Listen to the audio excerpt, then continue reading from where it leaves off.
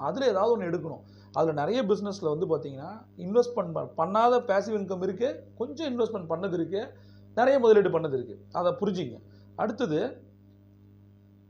3வது விஷயம் சொல்லி நான் முடிக்கிறேன். பர்சனல் டெவலப்மெண்ட் இல்லாமல் லைஃப்பில் கிடையாது. நான் பார்த்த வரைக்கும் பணக்காரங்க டெய்லி படிப்பாங்க. சரியா?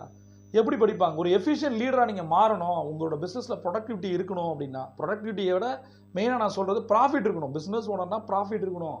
நான் இத்தனை பிரான்ச் வச்சுருக்கேன், இத்தனை கடை போட்டிருக்கேன், இத்தனை ஆஃபீஸ் இருக்குது, அதெல்லாம் மேட்டர் இல்லை. பணம் வருதா, எவ்வளோ ப்ராஃபிட் எடுத்துகிட்டு போகிற, ஒரு 6 மாதம் எவ்வளோ சம்பாதிச்சு, ஒவ்வொரு குவார்ட்டருக்கும் என்ன கணக்கு, 6 மாதத்தில் எவ்வளவு, ஒரு வருஷத்தில் எவ்வளவு சம்பாரிச்சியா, அசட் வாங்கினியா, இன்வெஸ்ட்மெண்ட்டில் இன்வெஸ்ட் பண்ணியா, யோசி. நம்ம பெருசாக நம்ம பண்ணிகிட்டே போகிறது, பிராண்டை ப்ரொமோட் பண்ணுறது பெரிய விஷயம் கிடையாது. காசு துட்டு உண்மையாலும் வரணும். 85% செல்ஃப் மேட் மில்லியனர்ஸ், அதாவது அவங்களே அப்பா அம்மா தாத்தா பாட்டிகிட்ட காசு வாங்காமல் அவங்களே சொந்தமாக பணக்காரன் ஆனவங்க